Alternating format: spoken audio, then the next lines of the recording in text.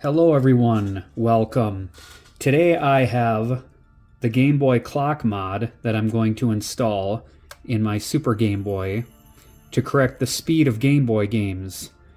And that was due to Nintendo being lazy and deciding they would just have the Super Nintendo handle the speed of the games rather than building in the correct speed to the Super Game Boy hardware. So this little board I got here, which I will leave a link in the description for, corrects that, and it's a really good project for a beginner. It takes very basic soldering and there's nothing too complicated about it. So first you just want to remove the 4 screws here in your Super Game Boy shell, and then inside you're going to have 2 more screws, one on each side of the cartridge connector here.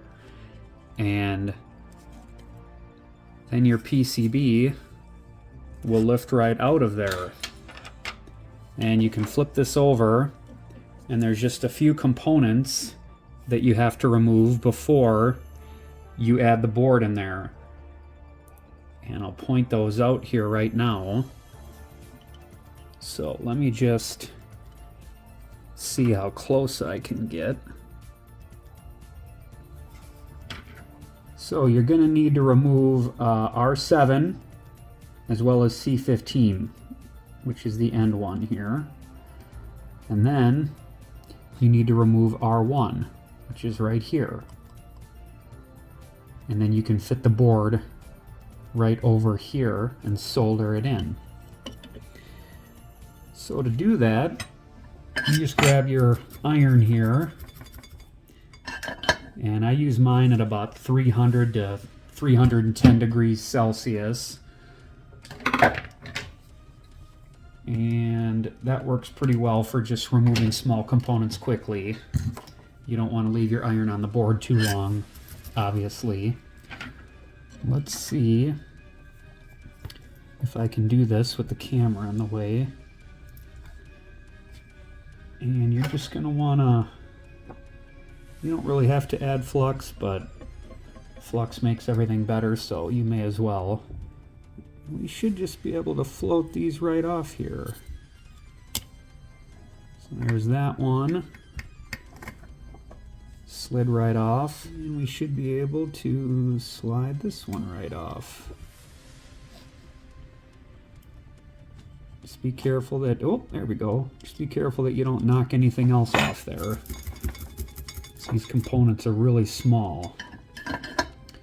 So there's that. Those are removed very nicely. And then we'll move over here to R1. And we just have to apply a little heat and we can float that one right off too. I gotta add a little bit of solder to my tip here. Very important. And that one lifts right off. And then you got a nice clean pad there on R1. And essentially what you'll do here is you're going to be laying the board right across here like this. And then you'll solder that on.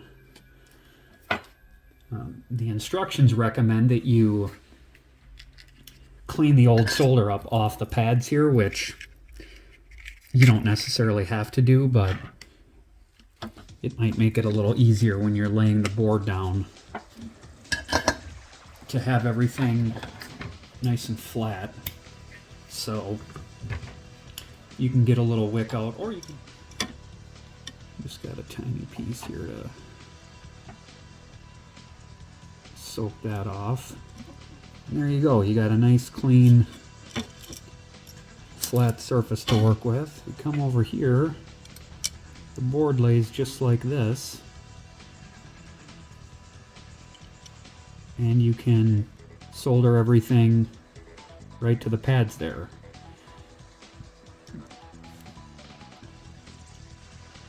And if I can just get something to prop this up here,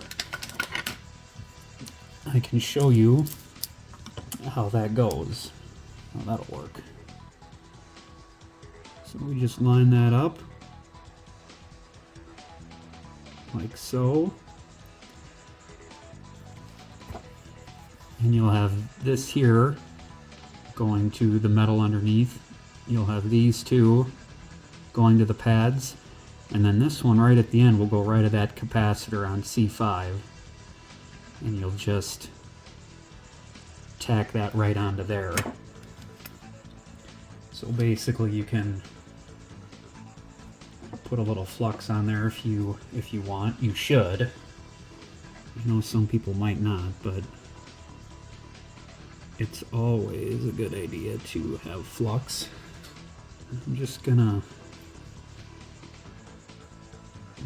tack this first side to that. Hold it still. You can see I got a little bead there on the end of the capacitor, so the board won't move now. Then we can come over here, flood some solder onto there, and that one's in. Come over here just with a little bit, can't see. That one's in. Trying not to bump the camera here. And that one's in. Now let's take a look at our work here. Clean this off with a little bit of IPA.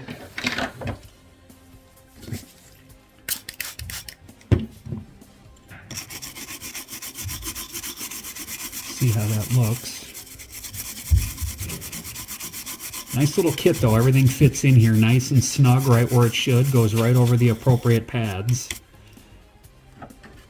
And there it is, you got nice clean wetted joints holding everything together. And I think this one on the end looks good. Yes, it does. It's a little hard to see there under the camera, but the solder goes right through the edge of the board there and is on the capacitor. So that's it. I mean, it's just 4 points there, and now your Game Boy games will run the way that they should. Good for speed running. If you like to make sure that you're running at the proper speed, and also it fixes the audio. The audio is extremely high-pitched and not enjoyable to listen to when the speed is off. So that is pretty much it. Great job for a beginner and very easy to do. There's not a whole lot to mess up here if you just take your time and you're careful. But I will leave a link into the description. I believe the kit's on back order right now, but the designer did say he was going to be getting more in stock. So I'll put that in the description, and thanks for watching.